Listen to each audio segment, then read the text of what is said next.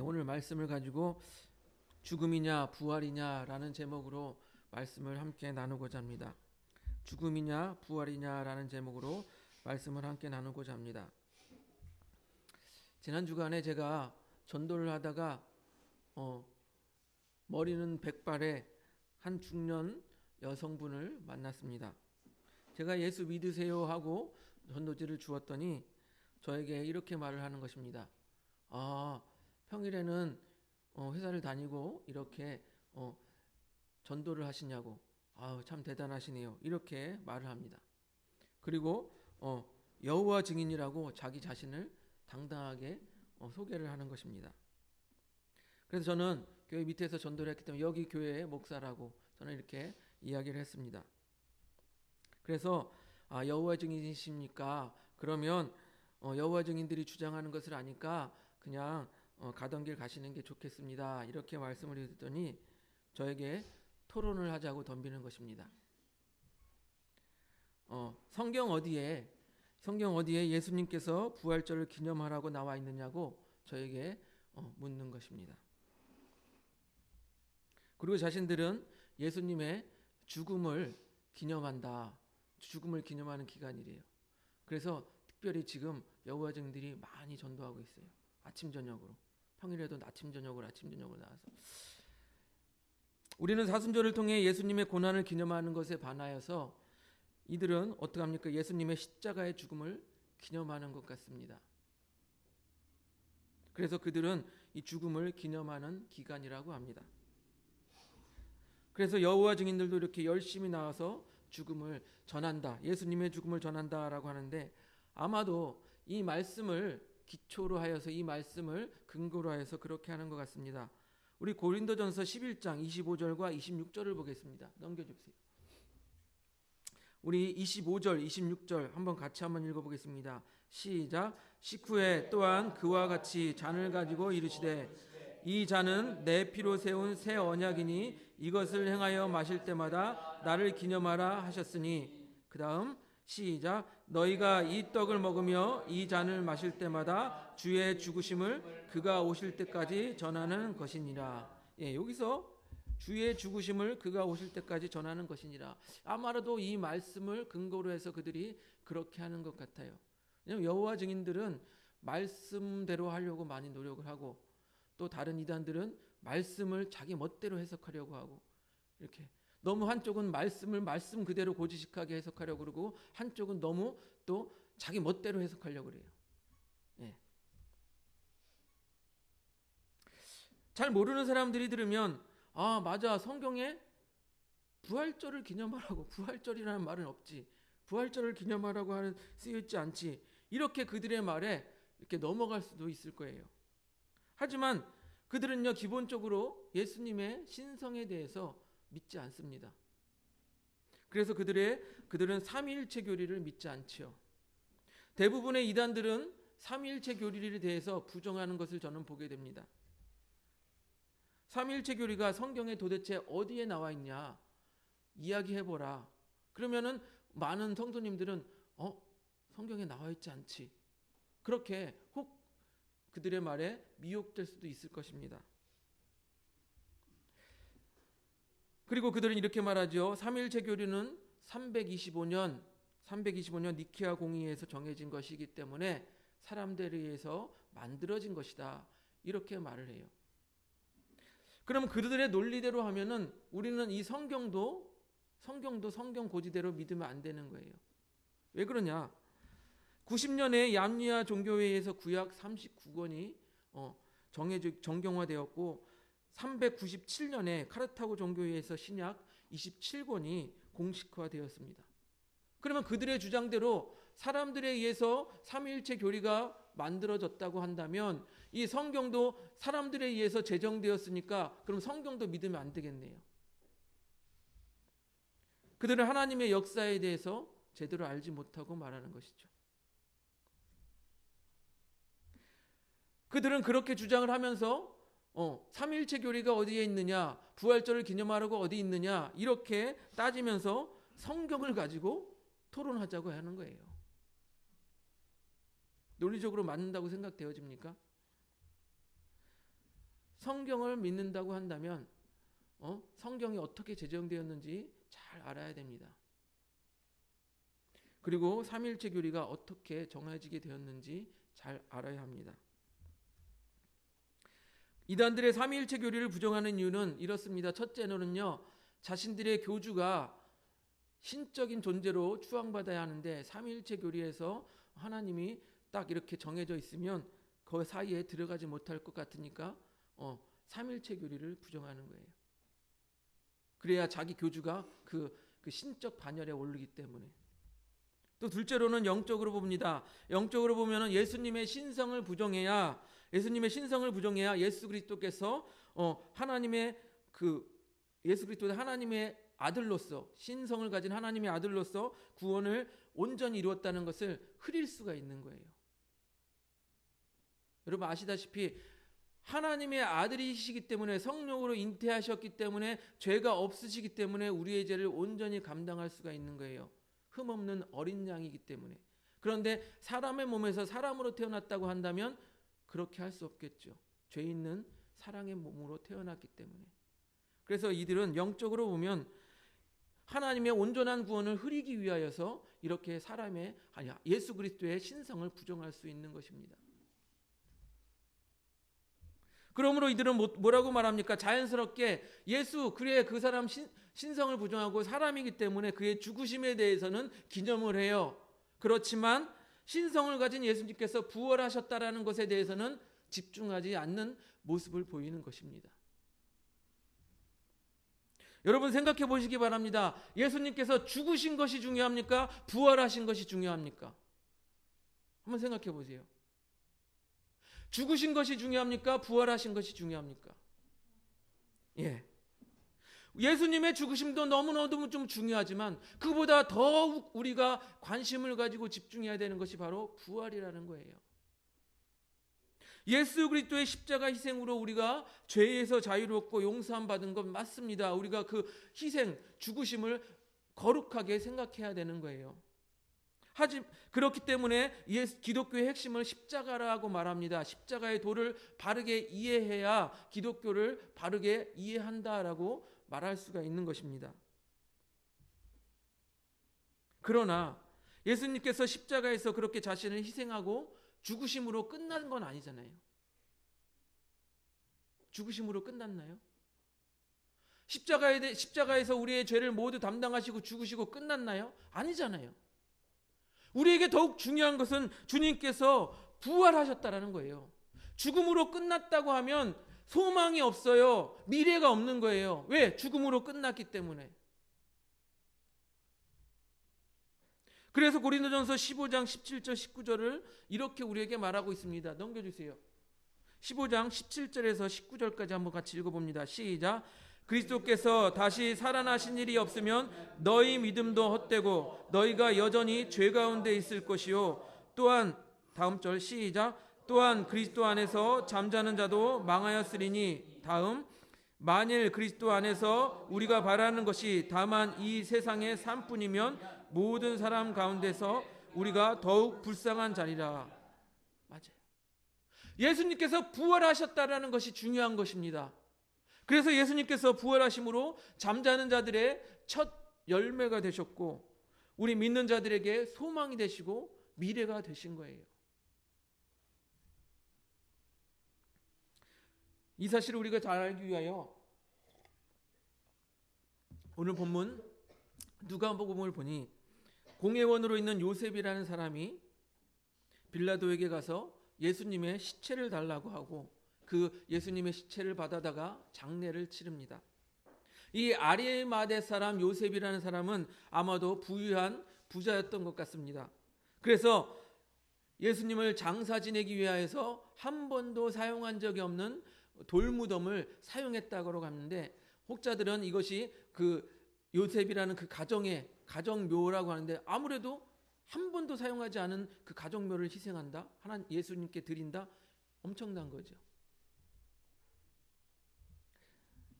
대부분 당시 십자가형을 당한 사람들은요 그대로 달려서 죽을 때까지 십자가에 매달려 있다가 그냥 공동묘지에 던져지는 것이 일반적이었다라고 합니다. 그러나 이 아리마대 사람 요셉은요, 예수님을 위하여 한 번도 사용한 적이 없는 자신들의 그 돌무덤을 예수님께 드렸던 거예요. 그리고 어떻게 됐습니까? 우리가 아시다시피 돌무덤에 큰 바위가 가로막혀지고, 그리고 봉인까지 하고, 그 다음에 로마 경비병들이 지키기까지 했습니다. 그럼에도 예수님의 부활은 막을 수 없었던 것입니다. 예수님께서는 부활하셨습니다. 그런데 보세요. 예수님께서 부활하셨다는 것을 우리는 지금 기록된 말씀에 의해서 믿고 있지만, 예수님을 끝까지 죽을 때까지 예수님 앞에서 울고불고 했던 그 여인들조차도 예수님의 죽음에만 머물러 있었다라는 거예요. 우리 누가복음 24장 1절을 보겠습니다. 넘겨주십시오. 같이 읽습니다. 시작. 안식 후 첫날 새벽에 이 여자들이 준비한 향품을 가지고 무덤에 가서, 당시 향품과 유황은요, 이 죽은 장례를 치를 때 시체를 방부 처리하는 약품이었다고 합니다. 그러면 이들의 생각이 뭐예요? 예수님이 죽었기 때문에 향품을 발라서 방부 처리를 해야지, 죽음에 머물러 있다라는 거예요, 생각이. 예수님의 죽음을 그들은 온전히 받아들였던 것입니다. 그리고 누가복음 24장 3절을 보시겠습니다. 넘겨주세요. 같이 읽어보겠습니다. 시작. 들어가니 주 예수의 시체가 보이지 아니하더라. 들어가서 뭐를 찾았다라는 거예요? 예수님의 시체를 찾았다라는 거예요. 그러므로 이들은 어디에 머물러 있었습니까? 예수님이 죽었지, 예수님은 죽었어, 여기에 생각이 머물러 있었다라는 것입니다. 그래서 시체를 찾고 그 시체를 방부 처리하는 약품을 가지고 왔던 것이에요. 만약에 그들이 예수님이 부활하셨다는 것을 믿었다라면 그들은 예수님의 시체를 찾지도 않았고 향품을 준비하지도 않았을 것입니다. 그러니까 예수님의 죽음을 끝까지 그 앞에서 목도하고 눈물로써 안타까워했던 여인들조차도 예수님의 죽음에만 그 생각이 고정되어 있었다라는 거예요. 그리고 또 봅시다. 엠마오로 가는 제자들도 있어요. 그들도 예수님의 죽음에 생각이 머물러 있었습니다. 누가복음 24장 17절을 한번 보겠습니다. 넘겨주십시오. 누가복음 24장 17절 같이 읽습니다. 시작. 예수께서 이르시되 너희가 길 가면서 서로 주고받은 이야기가 무엇이냐 하시니 두 사람이 슬픈 빛을 띠고 머물러 서더라. 뭐라고요? 슬픈 빛을 띠고 머물러 서더라. 예수님의 죽음에만 생각이 머물러 있기 때문에 슬픔을 가지고 있었던 것입니다. 만일 이들이 예수님의 부활할 것인 것을 알고 혹은 부활을 믿었다라면 그들은 예수님의 부활에 대해서 기쁨을 가지고 있었을 거예요. 하지만 이들은 어떠고요? 슬픔에 머물러 있었던 것입니다. 곧 예수 그리스도의 죽음에만 그들의 생각이 머물러 있었습니다. 그래서 옆에서 예수님께서 그들에게 무엇이라고 물었지만 그들은 예수님을 알아보지 못하고 있었던 것이에요. 또 예수님의 부활을 믿지 못하였기 때문에 예수님의 그 당한 행적을 그냥 남 얘기하듯이 툭툭 이야기하고 있는 것입니다. 누가복음 24장 23절과 24절을 보겠습니다. 넘겨주십시오. 23절 24절 같이 보겠습니다. 시작. 그의 시체는 보지 못하고 와서 그가 살아나셨다 하는 천사들의 나타남을 보았다 함이라. 또 다음 절 시작. 또 우리가 함께한 자 중에 두어 사람이 무덤에 가 과연 여자들이 말한 바와 같음을 보았으나 예수는 보지 못하였느니라 하거늘. 분명히 시체를 보지 못하였다고 하는데 뭐라고 말하고 있으면 그냥 두 사람이 갔는데 시체 보지 못했대. 여자들이 무덤이 비었다고 얘기했어. 이렇게 그냥 아무 생각 없이 툭툭 남 얘기하듯이 던지는 것을 봅니다. 무엇입니까? 그들이 예수님의 부활을 믿지 못하였다라는 것이에요. 예수님의 부활을 믿지 못하고 슬픈 안색을 하며 예수님의 시체가 사라진 것을 마치 다른 사람 남 얘기하듯이 얘기하던 제자들을 예수님은 꾸짖으십니다. 우리 볼까요? 24장 25절을 보겠습니다. 누가복음 24장 25절 같이 읽습니다. 시작. 이르시되 미련하고 선지자들이 말한 모든 것을 마음에 더디 믿는 자들이여. 미련하다고 말하고 더디 믿는다라고 말씀하고 있습니다. 꾸짖고 계신 거예요. 또한 아까 무덤에서 예수님을 찾던 그 여인들에게 천사도 꾸짖고 있습니다. 누가복음 24장 5절 6절을 보겠습니다. 넘겨주세요. 5절 6절 같이 보겠습니다. 시작. 여자들이 두려워 얼굴을 땅에 대니 두 사람이 이르되 어찌하여 살아있는 자를 죽은 자 가운데서 찾느냐. 묻는 거예요. 어찌하여 살아있는 자를 죽은 자 가운데서 찾냐. 그리고 다음 절 시작. 여기 계시지 않고 살아나셨느니라. 갈릴리에 계실 때에 너희에게 어떻게 말씀하셨는지를 기억하라. 야, 예수님께서 갈릴리에서 부활하신다고 말씀하셨지 않냐? 믿지 못하는 여인들, 믿지 못하는 제자들에게 예수님께서 꾸짖으시고 천사들이 꾸짖고 있는 거예요. 왜 믿지 못하냐?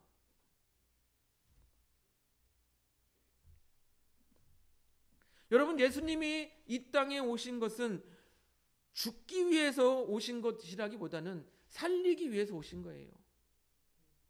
죽이기 위해서 오신 것이 아니라 살리기 위해서 오신 것입니다. 그래서 살리는 것이 더욱 중요한 거예요.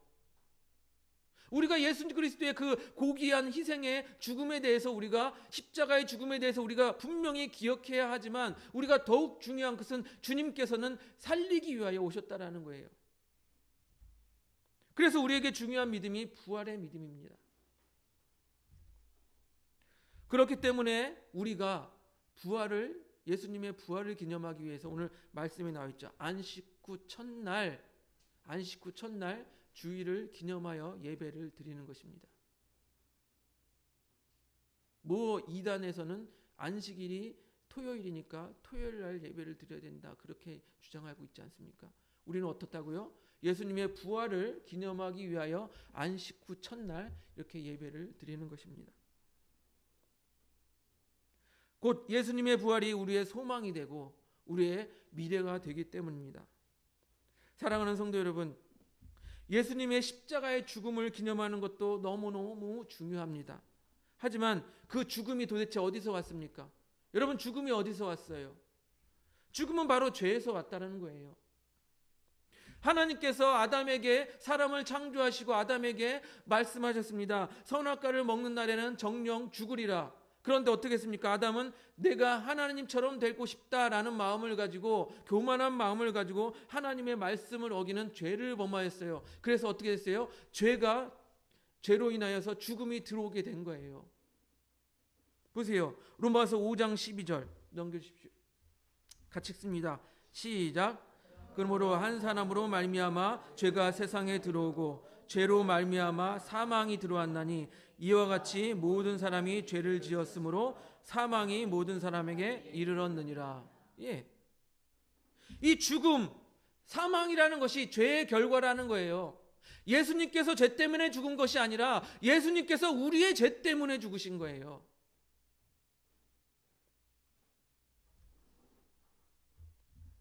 그러니 우리가 죽음을 기념하는 것보다는 죽음에서 빨리 벗어나야 하는 것이죠. 이해가 되십니까? 우리가 죽음을 기념하고 그것을 매여 있는 것보다는 우리가 빨리 죄로 인하여서 발생된 이 죽음이라는 것에서 빨리 벗어나야 되는 거예요. 죄에서 벗어나듯이 빨리 벗어나야 되는 거예요. 그런데 어떤 세상 풍조는 이렇습니다. 죽음을 조장하고 죽음을 기념하고 죽음을 미화하고 자살을 아름답게 포장하는 그런 세상 풍조가 있어요. 무엇입니까? 악한 영의 활동인 것이에요. 악한 영의 역사인 것입니다. 예수님께서는 우리를 살리기 위하여 십자가를 지셨는데 우리는 왜 죽음에 머물러 있어야 하냐 말이에요. 우리를 살리기 위하여 십자가를 지셨는데 우리가 왜 죽음에 머물러 있어야 하는 것입니까? 예수님께서 부활하셔서 부활의 첫 열매가 되셨는데 우리는 왜 죽음만을 기념하며 죽음에 매여 있어야 하는 것입니까? 예수님께서는요, 사망 권세를 이기셨습니다. 우리가 찬양했던 것처럼 주님께서는 사망 권세를 이기셨고 우리로 하여금 예수 그리스도와 함께 더불어 부활에 동참할 수 있도록 하여 주신 것입니다. 우리 고린도전서 15장 21절, 22절을 한번 보겠습니다.